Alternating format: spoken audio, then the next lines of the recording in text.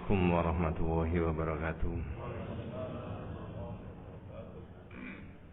Bismillahirrahmanirrahim. Innal hamdalillah nahmaduhu wa nasta'inuhu wa nastaghfiruh wa na'udzu billahi min shururi anfusina wa min sayyiati a'malina. May yahdihillahu fala mudilla lahu wa may yudlil falan tajida lahu waliyyan mursyida. Asyhadu an la ilaha illallah wahdahu la syarika lah wa asyhadu anna Muhammadan abduhu wa rasuluhu la nabiyya ba'dah. Allahumma shalli ala Muhammad wa ala ali Muhammad kama shallaita ala Ibrahim wa ala ali Ibrahim wa barik ala Muhammad wa ala ali Muhammad kama barakta ala Ibrahim wa ala ali Ibrahim fil alamin innaka Hamidum Majid. Amma ba'du. Ma'asyiral muslimin rahimani wa rahimakumullah, usikum wa nafsiya bitaqwallahi faqad faza man ittaqa. Ibu-ibu, bapak-bapak, adik-adik para jamaah rahimakumullah. Dalam pelajaran tauhid kita itu ada membahas mengenai qasam. Qasam itu sumpah. Mungkin kurang besar volumenya mungkin. Terlalu dekat. Jadi qasam itu sumpah. Jadi sumpah itu tahqiqul amri au ta'kiduhu bi dzikri ismillahi ta'ala au sifatin min sifatihi. Meyakinkan satu perkara orang itu tahu atau tidak tahu, berbuat atau tidak berbuat, mengambil atau tidak mengambil, memindah atau tidak memindah, pokoknya sesuatu yang dia ketahui atau tidak diketahui. Caranya bidzikri ismillahi ta'ala, dengan cara menyebut nama Allah atau sifat-sifat Allah. Kemudian di dalam kitab itu masalah khalaf itu dibahas sampai 3 kali. Ini saya beri keterangan itu dulu. Pertama adalah malam yakna bil khalafi billah, orang yang tidak rela dengan sumpah menggunakan nama Allah. Artinya kalau orang yang diminta bersumpah ini menggunakan nama Allah, konsekuensinya dalam pandangan akidah tauhid, maka orang yang butuh sumpah ini harus mempercayai. Jadi kalau seorang A sudah bersumpah nama Allah, maka seorang B yang butuh sumpahnya, ya sudah, dia sudah menghadirkan nama Allah. Itu sudah saya bahas 1 tahun yang lalu. Cuma kecenderungannya orang itu lupa gitu ya. Yang kedua, kasratul halaf, banyak sumpah. Yang ketiga adalah sumpah mendahului kehendaknya Allah. Nah, saya mulai dari malam yakna bil khalafi billah, orang yang tidak rela dengan menggunakan sumpah kalau orang itu sudah menggunakan nama Allah. Kalau orang bersumpah dalam akidah kita itu pakai kalimat wallahi, wah. Adatul qasam dalam bahasa Arab, wallahi. Kalau tidak begitu boleh pakai ta, tallahi, pakai ta. Yang kemudian ketiga pakai ba, billahi. Ketiga-tiganya dalam bahasa Indonesia terjemahnya sama, demi Allah. Nah, dalam sisi akidah kita itu sangat efisien kalau orang itu dituduh berbuat atau tidak, mencuri atau tidak dan sebagainya, maka dia untuk meyakinkan seseorang itu dia menghadirkan nama Allah. Tahqiqul amri tadi, meyakinkan satu perkara bidzikri ismillahi ta'ala au sifatin min sifatihi. Jadi kalau seorang tadi yang saya katakan sudah bersumpah menggunakan nama Allah, maka yang lain mempercayai sumpahnya itu. Kalau orang betul-betul menghadirkan nama Allah itu, sumpah itu tidak mau bermain-main dengan mulutnya yang menyebut nama siapa? Allah. Tapi kadang-kadang di masyarakat menyebut nama Allah itu dalam bahasa Jawanya dipakai sebagai apa itu? Segojangan biasa. Itu yang tidak boleh, itu karena menghadirkan nama Allah. Kalau itu yang dilakukan, maknanya adalah laisa bita'zimillah. Orang itu tidak mengagungkan Allah. Sedangkan menghadirkan nama Allah itu termasuk orang yang mengagungkan Allah. Perhatikan nanti di dalam surat Al-Maidah 89, kalau bapak-bapak bisa mengikuti. Itu di bagian akhir daripada ayat itu ada waqfadhu aimanakum, jagalah sumpahmu. Suruh menjaga sumpah. Nah, seseorang sebelum memangku jabatan itu biasanya disumpah demi Allah. Atau seseorang yang dituduh dari menggunakan nama Allah.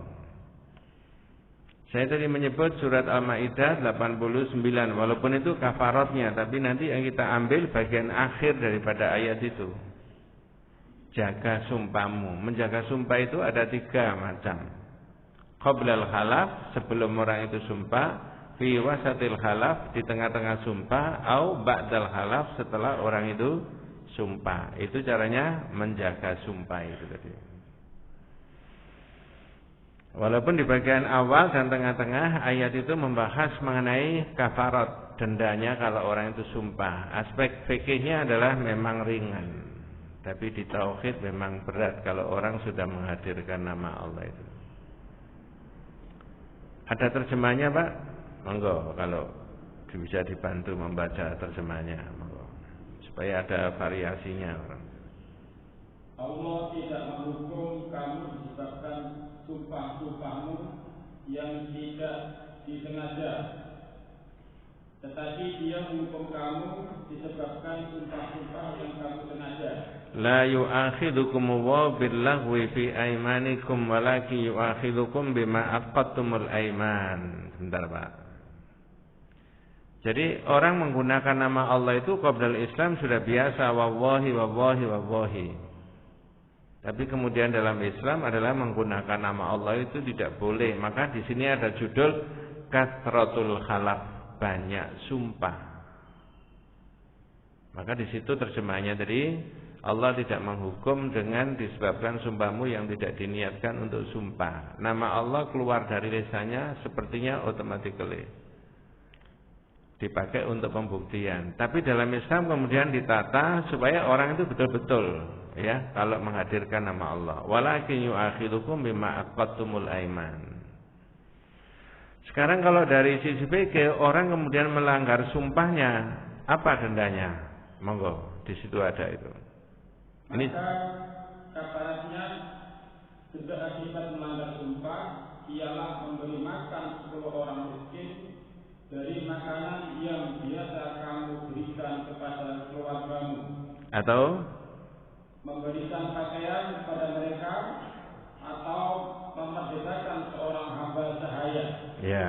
Fakafaratuhu it'amu asyarati masakin min awsati ma tut'imuna ahlikum aw kiswatuhum aw tahriru raqabah. Kalau 1, 2, 3 itu tidak bisa, monggo. Siapa yang tidak mampu melakukannya, maka kafaratnya berpuasa 3 hari. Ya, jadi sumpah itu sebenarnya ada kafaratnya seperti itu dari sisi fikih. Tetapi dari sisi pandangan akidah, kalau orang menghadirkan nama Allah, namanya ta'zim, mengagungkan. Kalau kasratul halaf, banyak sumpah, tidak diminta sumpah-sumpah, barang yang remeh dia sumpah atau sumpah yang tidak terlalu penting, itu menghadirkan nama Allah, namanya laisa bita'zimillah. Orang itu tidak mengagungkan Allah. Padahal kalau orang sudah syahadat, ada kewajiban orang itu untuk takzim, mengagungkan Allah. Ya. Nah, yang kita ambil di bagian akhir, monggo. Itulah kafarat sumpah-sumpahmu. Nggih. Lanjut nggih. Itulah kafarat sumpah-sumpahmu apabila kamu bersumpah. Nggih, lanjut. Dan kamu melanggarnya. Ya. Jagalah sumpah-sumpahmu. Yang saya ambil, jagalah sumpahmu. Wahfadhu aimanakum. Jagalah sumpahmu. Lanjut. Demikianlah Allah menjelaskan kepadamu hukum-hukumnya agar kamu bersyukur kepadanya. Ya. Menjaga sumpah itu ada ibtida'ul halaf atau qablal halaf, sebelum orang itu sumpah. Sebelum orang sumpah itu lisannya harus diyakinkan dulu bahwa sebenarnya saya ini sudah betul-betul bersumpah tidak bohong. Jadi menghadirkan nama Allah tidak boleh orang itu bohong. Yang kedua adalah barang dan benda yang disumpahkan itu betul-betul harus nilainya tinggi, tidak boleh sedikit-sedikit sumpah. Barang yang kecil-kecil. Nah itu namanya kasratul halaf, banyak sumpah. Itu qablal halaf. Fi wasatil halaf, di tengah-tengah sumpah, kalau orang itu sudah sumpah, maka sumpahnya menggunakan nama siapa? Allah. Boleh enggak digandeng dengan nama Allah dengan nama selain dari Allah? Demi Allah, demi satunya apa? Ada enggak orang sumpah demi Allah, demi Rasulullah? Ada? Boleh? Enggak boleh. Makanya definisinya tadi adalah tahqiqul amri au ta'qiduhu bi dzikrismillah, menyebut nama Allah saja. Jadi kalau ada peristiwa yang menggemparkan secara nasional begitu ya. Enggak tahu peristiwa apa itu ya. Lalu orang diminta untuk sumpah berbuat atau tidak, tahu atau tidak, cukup dengan itu. Sangat efisien, tidak usah bertele-tele. Orang itu tahu apa tidak, berbuat apa tidak, demi Allah. Nah, maka yang lain harus sudah percaya dengan sumpahnya itu, karena dia sudah menyebut nama siapa? Allah. Bebaskan kalau dia menyatakan bukan saya yang berbuat, bukan saya yang tahu, saya tidak tahu apa-apa. Maka dibebaskan orang itu, cari yang lain, bukan dia pelakunya, bukan dia yang tahu. Kalau diprotes oleh jaksa, kalau itu dalam proses pengadilan misalkan begitu, loh enak aja Pak Hakim kok dibebaskan. Sini ini orang ini sudah mengerti menghadirkan nama Allah itu, dia tidak mau main-main dia. Coba saya pancing dengan pertanyaan panjenengan untuk merangsang berpikir.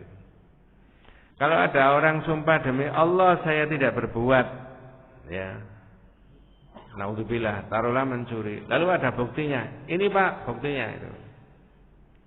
Yang dipakai sumpahnya apa buktinya? Oh, tidak pengalaman sampai itu. Orang sumpah demi Allah saya bersumpah bahwa saya tidak mencuri. Itu kaitannya andai kata orang itu mencuri. Tapi ini Pak buktinya itu loh, sampai mencuri. Yang dipakai sumpahnya apa buktinya? Silik gede jawabnya. Kalau di masyarakat kita yang dipakai apanya? Buktinya. Kalau di tauhid yang dipakai apanya? Sumpahnya. Yang salah masyarakatnya atau tauhidnya? Masyarakatnya harus disesuaikan dengan tauhid atau tauhidnya harus diselaraskan dengan masyarakat? Masyarakatnya yang harus ditata menurut apa? Tauhid. Jadi kalau misalkan orang bersumpah demi Allah saya tidak bersumpah tadi, ya sudah. Ini buktinya Pak. Karena dia tidak mau main-main dengan menghadirkan nama Allah itu tadi. Ya. Kalau dia yang dipakai buktinya seperti yang ada di masyarakat kita, berarti mengabaikan apa? Mengabaikan sumpahnya. Sumpahnya diabaikan. Kalau yang sumpah diabaikan, lalu yang sumpah bilang gini, saya itu loh sudah nama Allah, sumpah demi Allah nggak dipercaya. Terus nama siapa? Nama Nabi tidak boleh, nama Wali tidak boleh, nama Syekh tidak boleh, nama Gus ya tambah tidak boleh itu. Ya. Terus nama siapa lagi? Nah inilah sebenarnya kekuatan daripada sumpah tadi. Maka waqfadu aimanakum, jagalah sumpahmu itu qabla halaf, sebelum sumpah, fi wasatil halaf, di tengah-tengah sumpah, au ba'dal halaf, setelah sumpah. Nah begitu. Di dalam aqidatul tauhid kita itu begitu. Nah ini ada tambahan keterangan yang berkaitan dengan halaf itu, ya. 1 tahun yang lalu sudah dibahas. Andai kata, naudzubillah min dzalik, seorang suami menuduh istrinya berzina, tidak ada saksi lain kecuali dirinya sendiri. Solusinya gimana? Saya ulangi, naudzubillah min dzalik, mudah-mudahan tidak menimpa siapa saja di antara kita ya. Suami menuduh istrinya berzina, tidak ada saksi lain kecuali dirinya sendiri. Solusinya sumpah. Ya tidak usah berdele-dele, ya pakai sumpah saja. Jadi menggunakan nama Allah ini cukup sebagai pembuktian.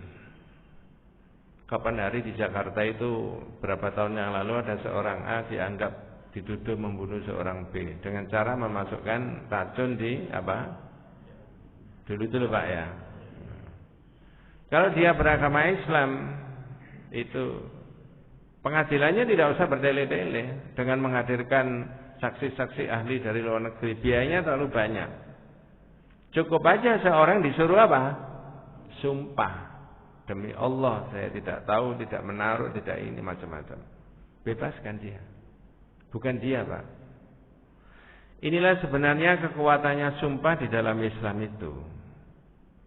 Jadi solusinya itu semuanya dengan cara menghadirkan nama Allah. Seperti yang saya sebutkan tadi, seorang suami naudzubillah min dzalik menuduh istrinya bersumpah. Tidak ada saksi lain, bukti lain kecuali dirinya sendiri. Di dalam surat 24 ayat 6, 7, 8 dan 9 diterangkan itu. Surat 24 surat An-Nur. Ini untuk menambahi keterangan sebelum membahas mengenai kathratul khalaf, banyak sumpah, ya. Ya. Jadi kedua-duanya bersumpah. Suaminya juga bersumpah, istrinya juga bersumpah. Urut-urutannya suaminya bersumpah 5 kali, kemudian istrinya bersumpah 5 kali. Ketika kedua-duanya sudah berani bersumpah dengan menghadirkan nama Allah, berarti ada yang salah, ada yang bohong, ada yang jujur. Betul Bu ya? Nah, kalau sudah menghadirkan nama Allah, ada risiko itu, maka ini tidak layak untuk hidup berumah tangga. Karena ada sudah menghadirkan Allah dan kedua-duanya siap menerima murka dan siap menerima laknat daripada Allah kalau dia bohong dengan sumpahnya. Ya. Apa ayatnya? Monggo. Ini. Orang-orang yang menuduh istrinya berzina, padahal mereka tidak mempunyai saksi-saksi selain diri mereka sendiri. Walladzina yarmuna azwajahum wa lam yakul lahum syuhada'u illa anfusuhum. Tidak ada saksi lain kecuali dirinya sendiri. Solusinya juga pakai sumpah. Ya. Jadi tidak usah dibahas berdele-dele di berbagai ya masyarakat itu ya, komunitas itu. Seperti sekarang ada rame-rame orang yang dianggap membunuh seseorang yang lain. Polisi menembak polisi, di rumah polisi, ditangkap polisi, diumumkan polisi. Itu kalau pakai ini cukup diapakan? Disumpah. Demi Allah. Nah, itu sudah selesai. Bukan dia, Pak. Sekarang jadi rame. Ini yang ditawarkan oleh akidah kita itu begitu. Kalau dia muslim, maka menghadirkan nama Allah. Ini juga begitu, persoalan yang sangat krusial di rumah tangga. Naudzubillah min dzalik, suami menuduh istri. Tidak ada bukti lain. Solusinya, monggo Pak. Maka kesaksian masing-masing orang itu ialah 4 kali bersumpah atas nama Allah. Nggih. Maka bahwa sesungguhnya dia termasuk orang yang benar. 4 kali saksi, 4 kali dia bersumpah. Demi Allah saya bersumpah bahwa saya menuduh istri saya berzina itu benar. Diulangi sampai 4 kali. Ini sudah luar biasa Pak. Al-Quran menyebut 4 kali, lalu dia menghadirkan nama Allah tadi bahwa dia benar. Coba yang kelima, monggo. Sumpah yang kelima. Wal khamisatu anna la'natallahi alaihi in kana minal kadhibin. Bagi suaminya sumpah yang kelima. Sumpah yang kelima adalah bahwa laknat Allah atasnya jika ia termasuk orang-orang yang berdusta. Ya. Jadi suaminya siap untuk menerima apa? Laknat daripada Allah kalau dia berdusta. Demi Allah, saya siap menerima laknat Allah. Ini berisiko enggak, Pak? Terhadap dirinya orang yang sumpah tadi. Dilaknat Allah luar biasa kan? Ya begitu. Sekarang istrinya sama. Jadi ini diwolak-walik gitu. Ya. Istri itu terhindar dari hukuman apabila dia bersumpah 4 kali atas nama Allah. Ya. Bahwa dia suaminya benar-benar termasuk orang-orang yang berdosa. Jadi yang 4 kali suaminya tadi menyatakan dia benar, dilawan sama sumpah istrinya. Demi Allah saya bersumpah bahwa suami saya menuduh saya tadi adalah bohong. Diulangi 4 kali. Yang bohong suaminya menurut istrinya. Nah, ini serius itu ya. Yang kelima, monggo. Sumpah yang kelima adalah bahwa kemurkaan Allah atas istri jika ada suaminya itu termasuk orang yang benar.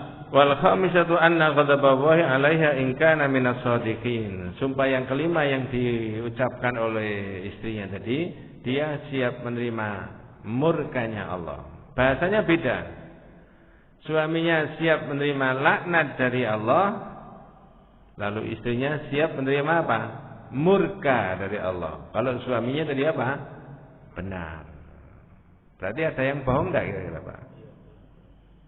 Karena kedua-duanya sudah berani menghadirkan nama Allah 4 kali. Yang kedua, kedua-duanya berani menerima apa? Laknat dari Allah, dan yang satunya siap menerima murka dari Allah. Ini persoalan yang sangat serius di rumah tangga di antara keduanya itu, tapi solusinya menggunakan nama Allah.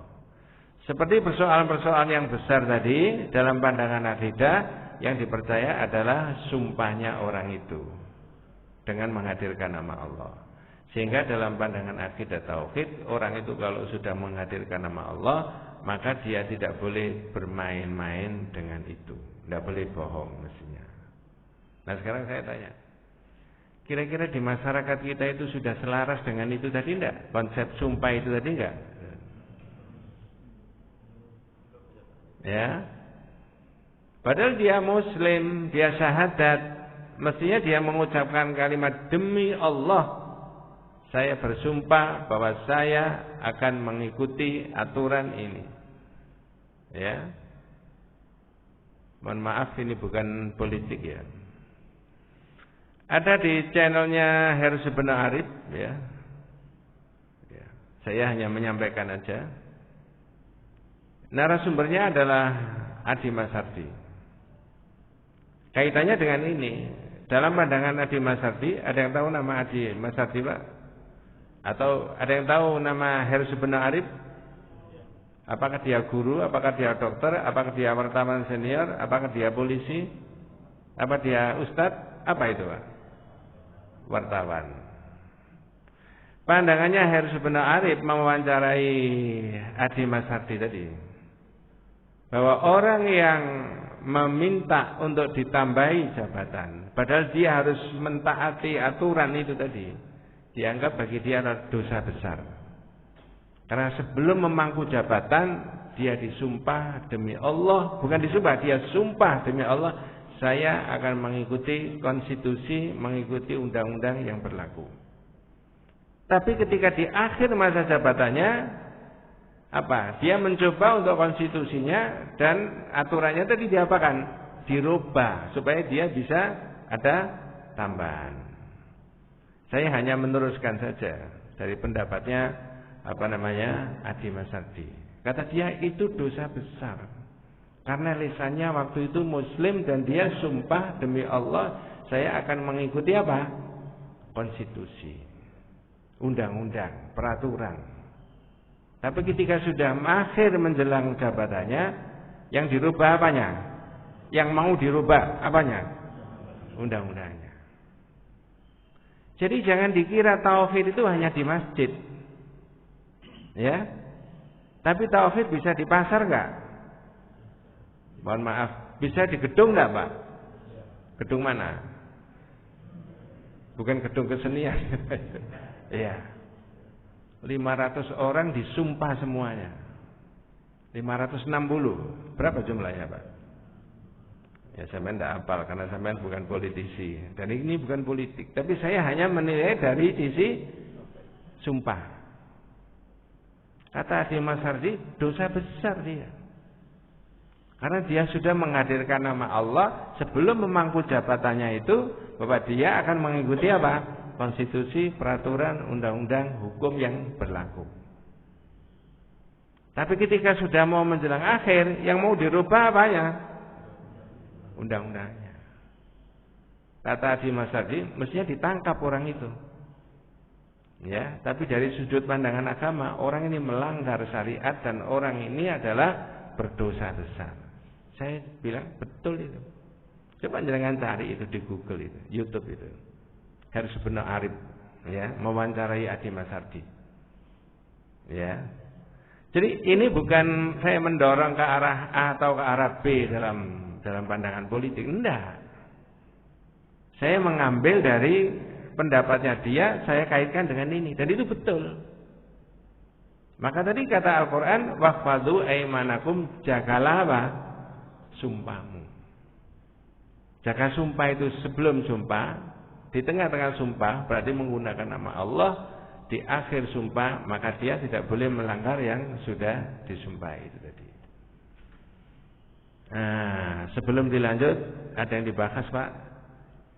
Kelanjutannya itu saya bahas kasratul khalaf, banyak sumpah. Ya, itu tadi masih berkaitan dengan sumpah. Sekarang kasratul khalaf, banyak sumpah. Kitab itu menulis kasratul halaf billahi yadullu ala annahu laisa fi qalbil khalaf min ta'limillah. Orang yang banyak sumpah, tidak disuruh sumpah, sumpah. Barang yang remeh, sumpah. Di tempat yang berbeda, majelis taklim pengajian, saya ditanya oleh seorang ibu, mohon maaf ibu-ibu. Pertanyaan itu bisa mengandung pengertian ya buat kita semuanya. Ustaz, mau tanya, nggih Bu. Menyumpahi suami boleh tak? Saya kan mau tanya, kenapa suami kok disumpahi? Kalau kaitannya dengan itu tadi, naudzubillah min dzalik, ya boleh, yang di awal Al-Maidah tadi. Kenapa sih Bu? Bolak-balik telat Ustaz pulang. Kenapa Pak kok telat? Rapat. Besok lagi telat lagi. Kenapa telat? Macet. Mohon maaf. Ya, ini ada rasa kecurigaan enggak? Saya bilang jangan. Dalam kehidupan di rumah tangga itu, apalagi dengan banyak menghadirkan sumpah nama Allah, itu bisa menimbulkan tidak harmonis, kecuali yang sangat amat serius di antara kedua, seperti ayat itu tadi. Kalau hanya sekedar terlambat aja, tidak boleh. Itu namanya kasratul halaf, banyak sumpah, itu menunjukkan orang itu tidak mengagungkan Allah. Yang diperlukan di dalam rumah tangga itu adalah harus ada saling apa? Bisa dipercaya. Coba tak cek ini sebelum bahas berikutnya, karena ada pengalaman saya ditanya itu. Silakan disebutkan hubungan suami istri itu menurut Allah disebut dengan kata-kata apa di dalam Al-Quran? Kalimatnya bagaimana? Saya ulangi, suami dan istri itu oleh Allah itu disebut hubungan itu apa? Istilahnya di dalam Al-Quran atau kalimatnya di dalam Al-Quran, apa itu? Mesti ada yang tahu. Misakon, apa misakon ghalidah itu dalam bahasa Indonesia kita? Perjanjian yang sangat kuat. Kalau mau diperdalam, itu ayatnya di mana itu, Pak? Wis tambah rumit katanya. Anisa 21 insyaallah. Wa kaifa ta'khudunahu wa qad afdha ba'dukum ila ba'din wa akhadna minkum mitsaqan ghalidha. Kata-kata mitsaqan ghalidha itu oleh Allah diterapkan di dalam surat An-Nisa itu dipakai antara hubungan suami dengan istri.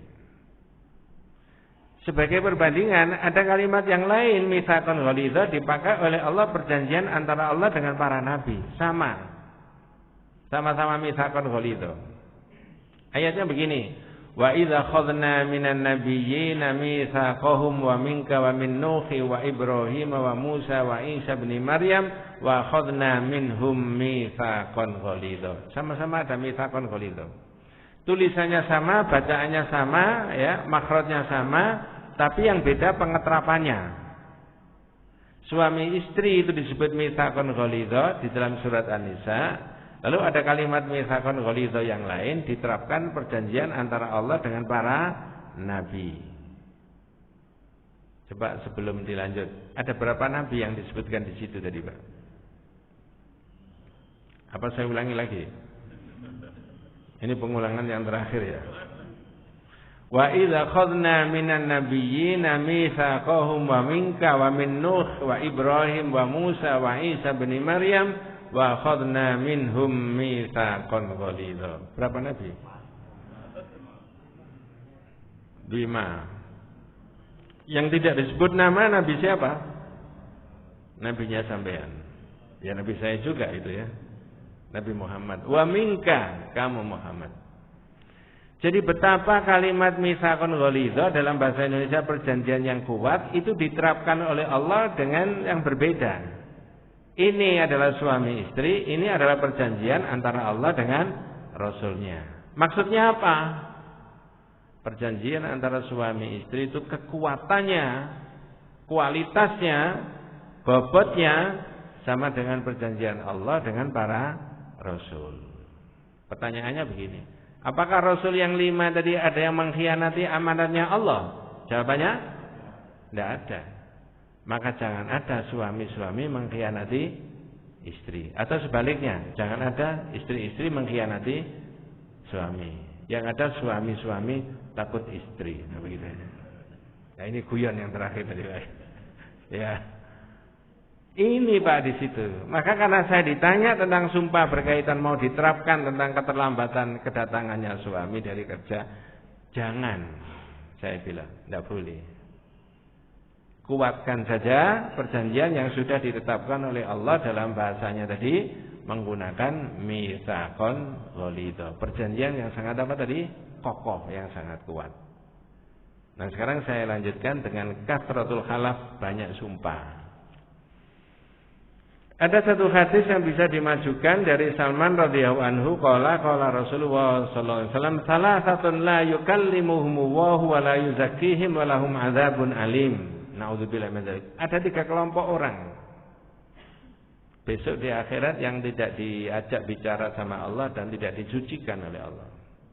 Begini Pak, orang meninggal itu, ya mudah-mudahan besok kita semuanya dan keluarga kita husnul khotimah ya. Ya, kalau meninggalnya kan pasti Pak ya.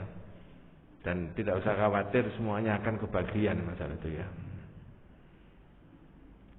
Jadi kalau dia membawa kesalahan dan dosa di luar dosa syirik, masih ada kemungkinannya diampuni Pak? Di luar dosa apa? Syirik. Kalau syirik, itu sudah kesepakatan para ulama berdasarkan beberapa ayat dan hadis yang sudah dianggap tidak ada perbedaan bahwa tidak akan diampuni dosa syirik. Kalau tidak orangnya tobat sebelum orang itu apa? Mati. Tapi selain dari syirik itu bisa diampuni. Prosesnya ketika dia disolatkan, Allahumma firlahu warhamhu. Lalu ketika dimakamkan, didoakan lagi enggak Pak?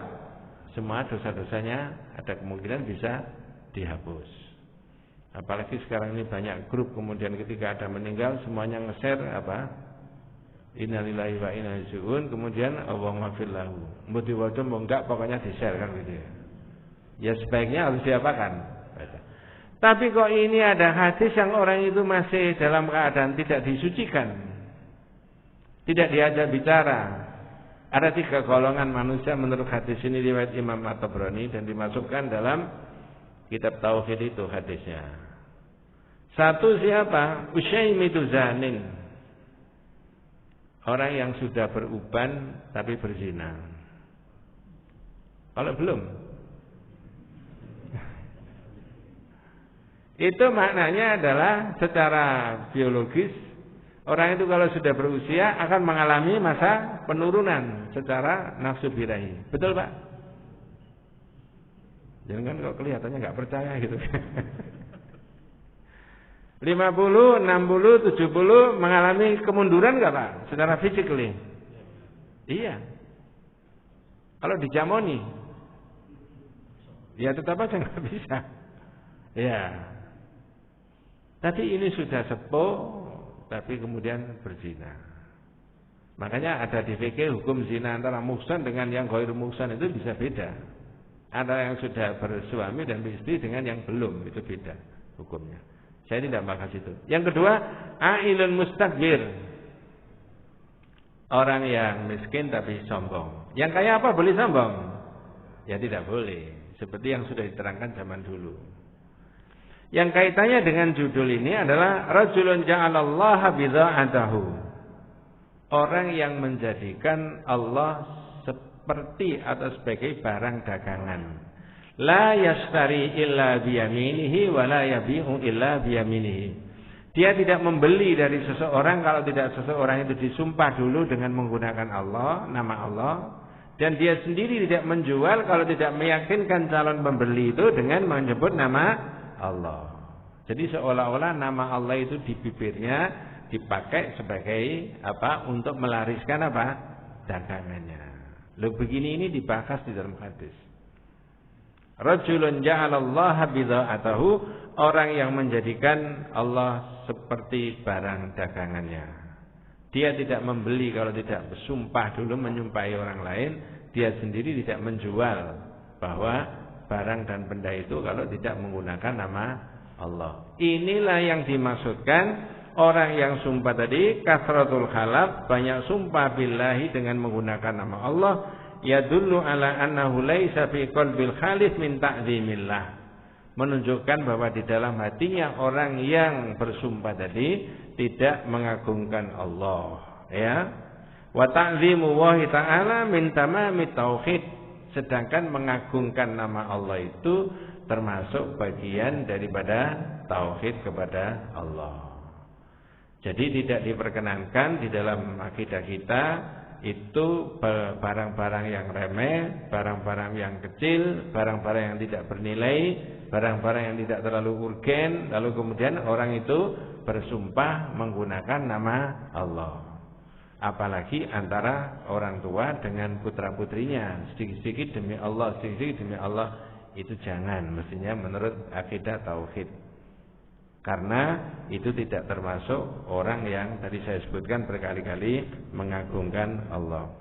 Memang Nabi sendiri mengakui ya, al-khalaf manfaqatun lisil'ah, bahwa sumpah itu bisa melariskan dagangan kalau itu orang bisnis. Tapi manhaqatun lil kasbi, menghilangkan keberkahannya. Kebaikannya dalam bisnis itu menjadi tidak ada. Kebaikan dalam arti dunia maupun dalam arti akhirat itu. Jadi bisa melariskan dagangan dengan menghadirkan nama Allah itu, tapi bisa mengurangi apa? Keberkahannya. Nah, seyogyanya bukan hanya diterapkan dalam dunia perdagangan banyak sumpah, tapi dalam pergaulan kita sehari-hari itu menghindari dari banyak sumpah. Karena banyak sumpah, sekali lagi orang itu tidak termasuk mengagungkan Allah. Wallahu a'lam. Ada yang dibahas Pak? Nggih, monggo.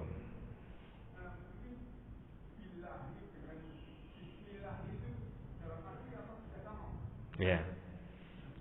Kalau billahi ya, itu bi-nya pakai bi qasam dalam bahasa Arab. Qasam itu adawatul qasam, huruf-huruf yang dipakai sumpah dalam bahasa Arab. Cuma bahasa Indonesianya sama namanya, terjemahnya menjadi apa? Demi Allah.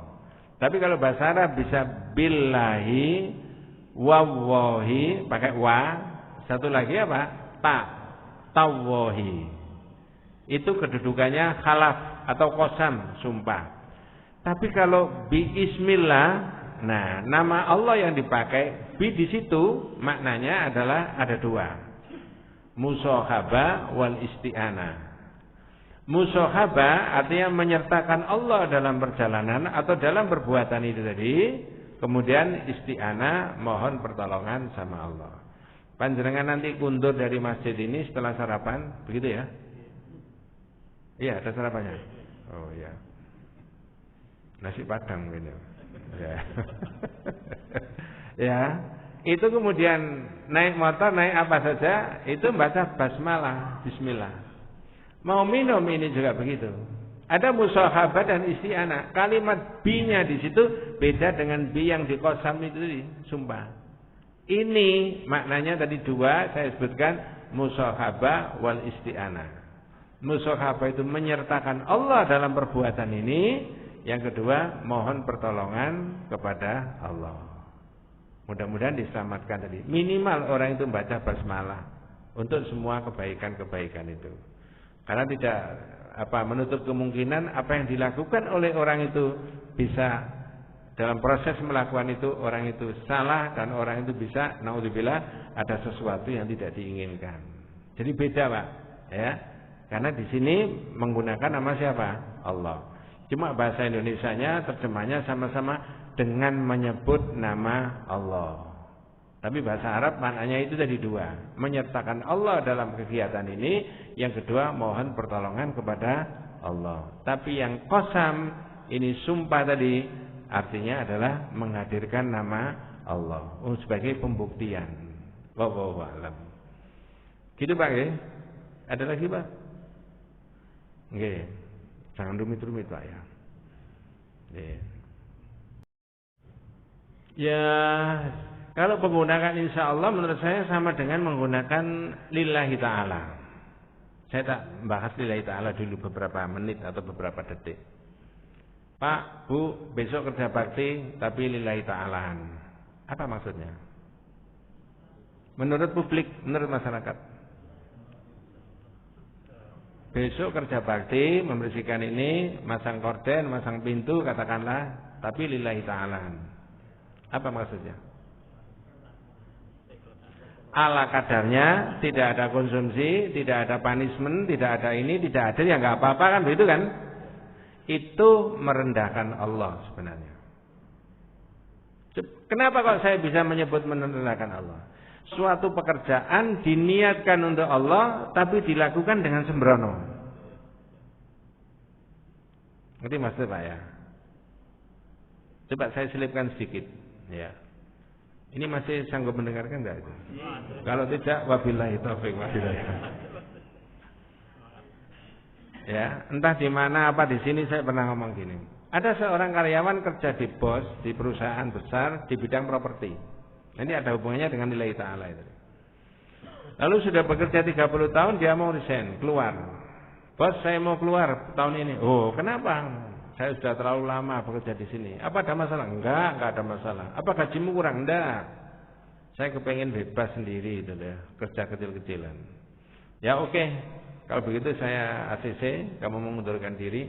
Sebelum kamu mengundurkan diri, tolong saya buatkan satu rumah yang paling indah, yang paling bagus, bahannya terserah kamu, mengajukan berapa saja, kemudian tanpa terbatas anggarannya. Tipenya begini. Baik, lalu dikerjakan rumah itu. Ngerjakannya asal-asalan, karena dia kepingin cepat keluar. Dalam waktu relatif singkat selesai, kemudian diberikan ke bos. Bos, sudah selesai, kuncinya ini saya serahkan ke. Bosnya bilang gini, ya tapi saya perlu silaturahim sama kamu sama istrimu supaya kamu sudah bekerja 30 tahun. Ya, begitu ketemu di satu tempat, istrinya dikasih uang 200. Ini karangan saya yang 200 ini Pak ya. Tidak sebenarnya. Wah senang luar biasa, 200 juta maksudnya ya. Saya tadi kurang ya, 200 juta. Oh senang sekali, dapat uang 200 juta karena suaminya kerja di situ sudah 30 tahun. Lalu kunci rumah tadi diserahkan sama yang karyawannya. Ini Pak, sampean ambil ini, ya. Bukan untuk saya, untuk sampean, saya kembalikan itu. Waduh, getun dia.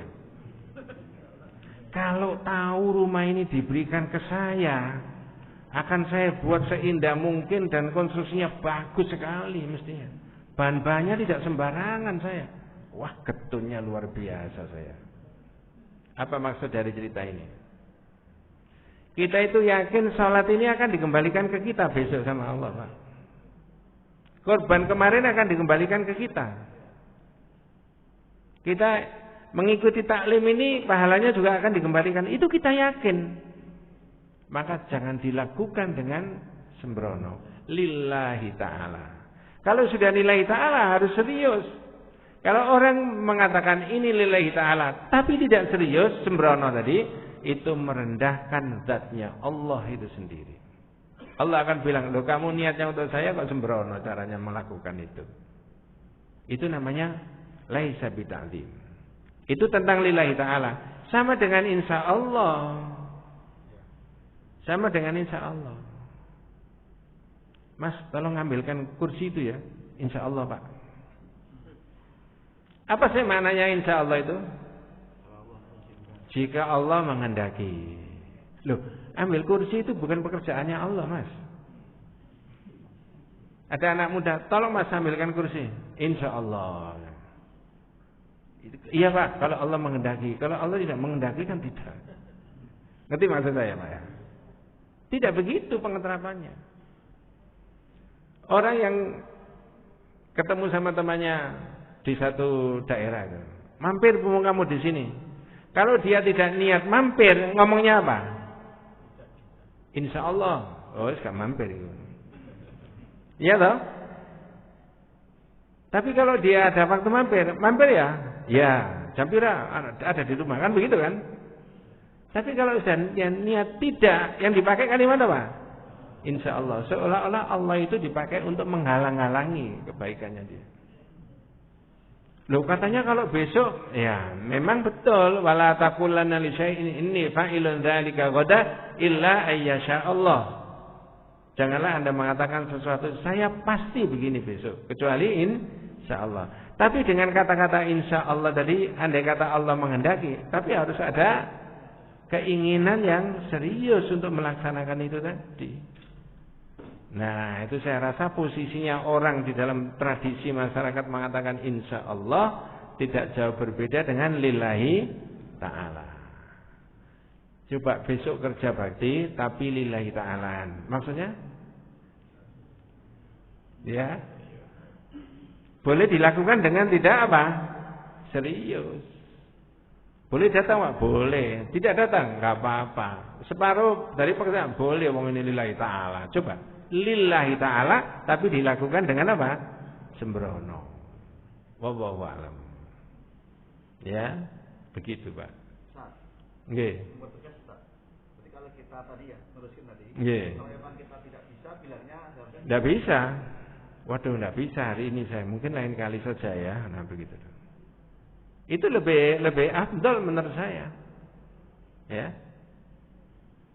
Tapi ketika kita sudah tidak bilang tidak bisa, tiba-tiba alhamdulillah ada dimudahkan sama Allah datang ke sini.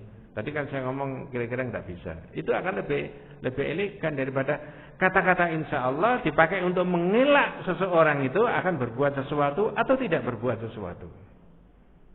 Kata-kata insya Allah saya ulangi dipakai untuk mengelak seseorang. Sama dengan demi Allah dipakai untuk mengelak supaya dia tidak kena jeratan hukum. Lalu nama Allah disebut, padahal dia betul-betul berbuat. Makanya kata Adi Mas Adi itu dosa besar. Nah, ketemunya tauhidnya di sini. Wallahu a'lam. Begitu Pak ya? Kali ini saya nggak bisa berlama-lama, saya mohon maaf. Mudah-mudahan kita semuanya senantiasa diberikan rahmat barakah hidayah Allah Subhanahu wa taala.